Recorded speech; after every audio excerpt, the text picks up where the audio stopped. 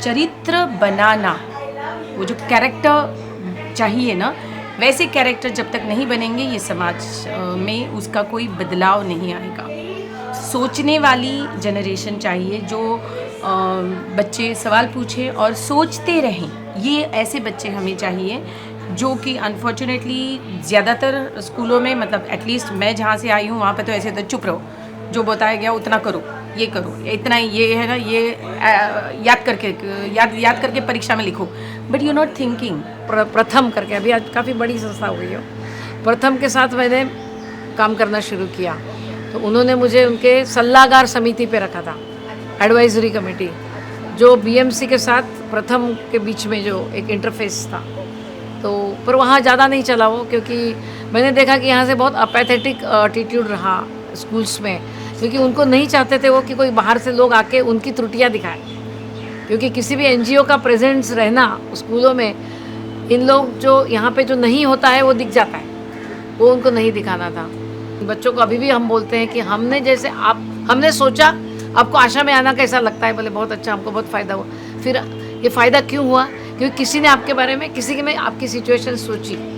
तो यही सोच आप आगे रखो। जब आप आशा में आने के बाद कुछ मौका पाते हो, कुछ बन जाते हो, तो आप आगे समाज में कुछ ऐसी चीज़ें करो जो आप किसी और को हेल्प कर सको।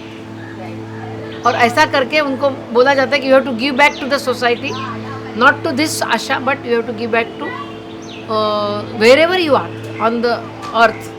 आपकी कैपेसिटी में आपको जो बनता है वो आप जाके करो। ये है डॉक्टर स्मिता पुनियानी, जिन्होंने शुरू की आशा मुंबई, एक गैर लाभकारी एनजीओ, शैक्षिक संगठन भी है। वंचित बच्चों को पढ़ाई के मौके देने के लिए पूरी तरह से समर्पित है। ये एक इंडिपेंडेंट ऑर्गेनाइजेशन है जिसमें समाज के कई एक्टिविस्ट जुड़े हैं, कुछ अच्छा बदलाव लाने की कोशिश कर रहे हैं। उनका मानना है कि शिक्षा ही किसी बच्चे के भविष्य को बनाने में सबसे अहम रोल निभाता है। नैतिक शिक्षा, या जिसको हम बोलते हैं चरित्र निर्माण करना, हमें चरित्र निर्माण करना अभी तक नहीं आया है। हम रन ऑफ द मिल की जो शिक्षा दे रहे हैं, जिसका अंतिम ध्येय पैसा कमाना हो जाता है, एंड ऑफ कोर्स मतलब पैसा कमाना ही है, क्योंकि रोटी हर एक के घर में चाहिए, वो तो ज़रूरी है, पर ये उसका अंतिम ध्येय नहीं हो सकता। मेरे एक फेवरेट पोएम है जिसको मतलब मैंने लिखा था सामने वाले पर्सन के लिए, कि हाँ मतलब मेरे मन में या जस्ट मेरे दिल में क्या है उनके बारे में। एक लाइन है जिसके अंदर मतलब ये है कि ना, अहंकार राजा को रंक बना सकता है। तो इसके अंदर में लिखा है कि अहंकारी व्यक्ति कभी गलती स्वीकार नहीं करता, अपनी कमजोरियों को नज़रअंदाज कर देता है, जैसे कि हर वक्त वही सही है। वह अपनी गलतियों को सुधार कर दूसरों की हमेशा गलतियां बताता है, लेकिन अहंकार जितना ज़्यादा होता है व्यक्ति उतना ही बिगड़ देता है।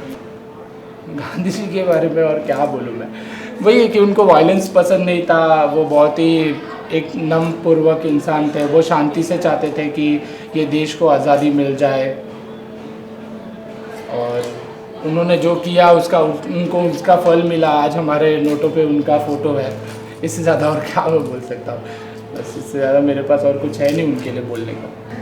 मतलब दादी हुक्म करती है, मतलब मेन लीड वही करती है फैमिली को। सो उनका ये है क्या, नहीं एक्टिंग में नहीं।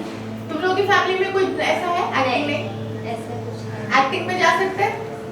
हाँ, लेकिन पर इंटरेस्ट है। अच्छा, इंटरेस्ट नहीं और है। जिसको इंटरेस्ट है उसको अलाउड नहीं है।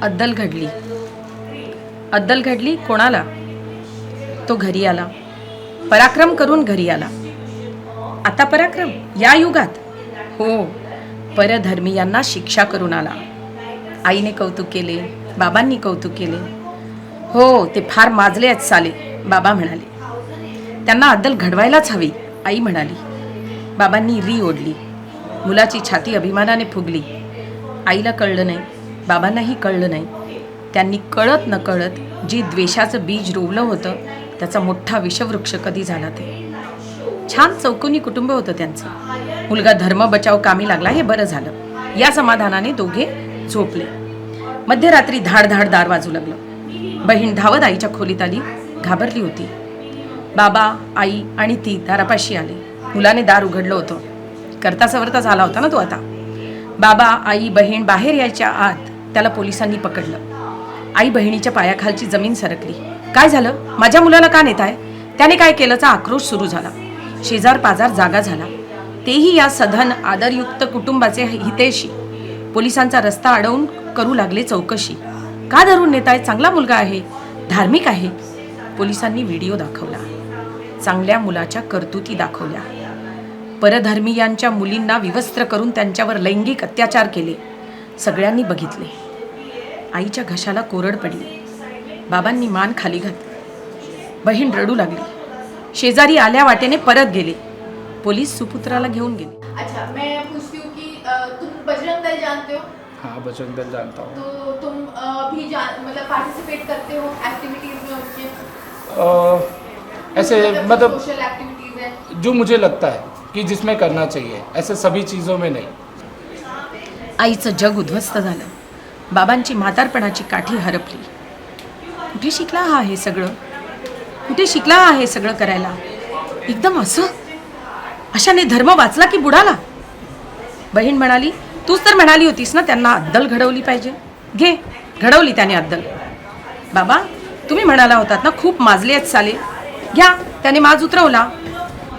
उद्या त्यांच्यापैकी एक तुझ्यासारखीच आई तिच्या मुलाला शिकवेल की या मुलाला अद्दल घडवली पाहिजे. तुमच्यासारखेच बाबा त्यांच्या मुलाला सांगतील, फार माजले आहेत साले. तेव्हा माझे कपडे उचलून घ्यायला तुम्ही दोघे या. हां. आई आणि बाबा भकास नजरेने तिच्याकडे पाहत आहेत.